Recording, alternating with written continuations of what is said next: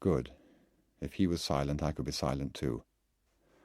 Indeed, I could very well do with a little rest in this subdued, frightened-to-death rocking-chair before I drove to wherever the beast's lair was, and then pulled the pistol's foreskin back, and then enjoyed the orgasm of the crushed trigger. I was always a good little follower of the Viennese medicine man. But presently I became sorry for poor Dick, whom, in some hypnotoid way, I was horribly preventing from making the only remark he could think up. She's a swell kid. And so I said, "Are you going to Canada?" In the kitchen, Dolly was laughing at something Bill had said or done. "And so," I shouted, "you are going to Canada?" "Not Canada," I reshouted. "I mean Alaska, of course."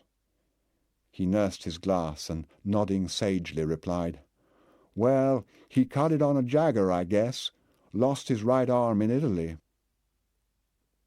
Lovely mauve almond trees in bloom.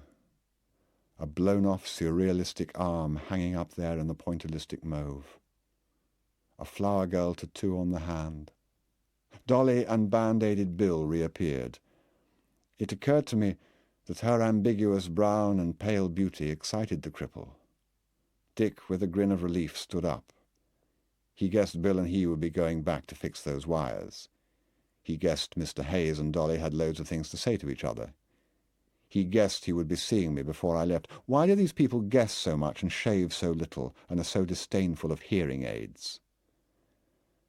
"Sit down," she said, audibly striking her flanks with her palms. I relapsed into the black rocker. "So, you betrayed me. Where did you go? Where is he now?" She took from the mantelpiece a concave, glossy snapshot, old woman in white, stout, beaming, bow-legged, very short dress, old man in his shirt-sleeves, drooping moustache, watch chain, her in-laws, living with Dick's brother's family in Juneau. "Sure you don't want to smoke?" She was smoking herself. First time I saw her doing it.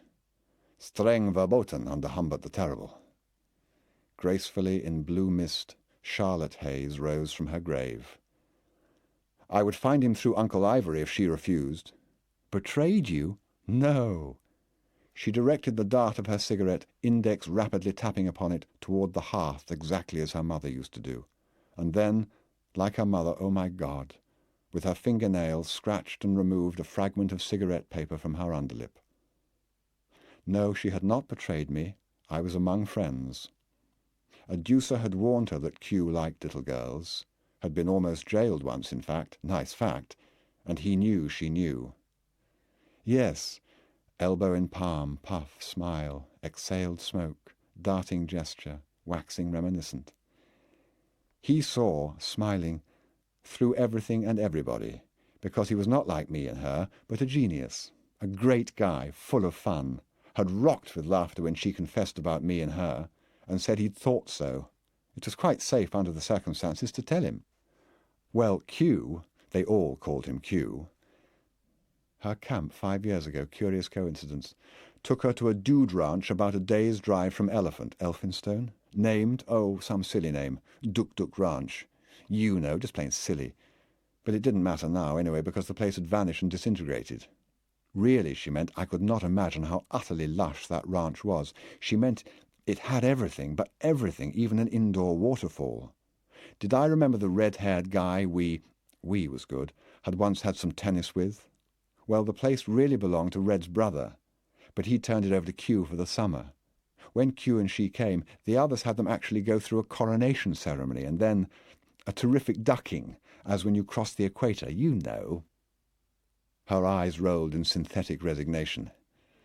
Go on, please. Well, the idea was he would take her in September to Hollywood and arrange a tryout for her, a bit part in the tennis match scene of a movie picture based on a play of his, Golden Guts, and perhaps even have her double one of his sensational starlets on the Klieg-struck tennis court. Alas, it never came to that. Where is the hog now? He was not a hog. He was a great guy in many respects. But it was all drink and drugs, and of course he was a complete freak in sex matters, and his friends were his slaves. I just could not imagine, I, Humbert, could not imagine, what they all did at Duk Duk Ranch.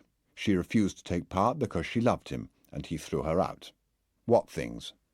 Oh, weird, filthy, fancy things. I mean, he had 2 girls and 2 boys and 3 or 4 men, and the idea was for all of us to tangle in the nude while an old woman took movie pictures. Saad's Justine was 12 at the start. What things, exactly? Oh, things. I... She uttered the I as a subdued cry while she listened to the source of the ache, and for lack of words spread the 5 fingers of her angularly up and down moving hand. No, she gave it up. She refused to go into particulars with that baby inside her. That made sense. It's of no importance now, she said, pounding a grey cushion with her fist and then lying back belly up on the divan. Crazy things, filthy things. I said, no, I'm just not going to. She used, in all insouciance really, a disgusting slang term which in literal French translation would be soufflé, your beastly boys, because I want only you. Well, he kicked me out.